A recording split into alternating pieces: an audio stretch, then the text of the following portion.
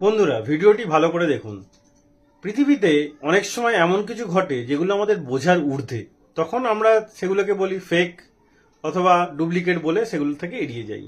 এখানে ভিডিওটি দেখুন, এখানে গণেশজি জল খাচ্ছে। ভালো করে ভিডিওটা দেখুন, আপনি ভালো করে দেখলে একবারও মনে হবে না এটা কোনো ফেক ভিডিও।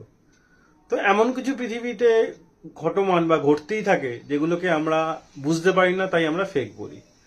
মানে অলৌকিক বলেও কিছু আছে। আমরা ভগবানকে মানি কেন?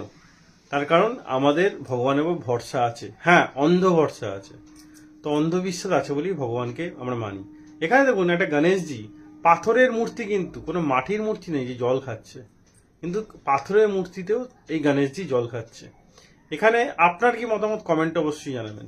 কিন্তু অনেকে ফেক বলতে পারে, আমি এটা মানি এবং আমার ভরসা আছে যে এই ভিডিওটা ফেক না।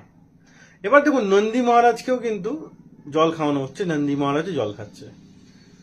তো পাথরের মূর্তি কিভাবে জল খায় আমার জানা নেই, বা অলৌকিক হতে পারে। তো আমার তো ভগবানের উপর ভরসা আছে, বিশ্বাস আছে।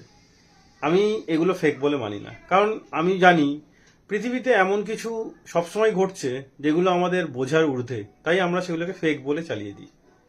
তো আমি এগুলো কিন্তু বিশ্বাস করি। আপনার কি মতামত এগুলো নিয়ে কমেন্ট অবশ্যই জানাবেন।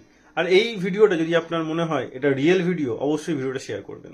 ভিডিওটা আপনার রিয়েল মনে হলে কমেন্টে অবশ্যই গণপতি বাপ্পা মৌরিয়া লিখে যাবেন।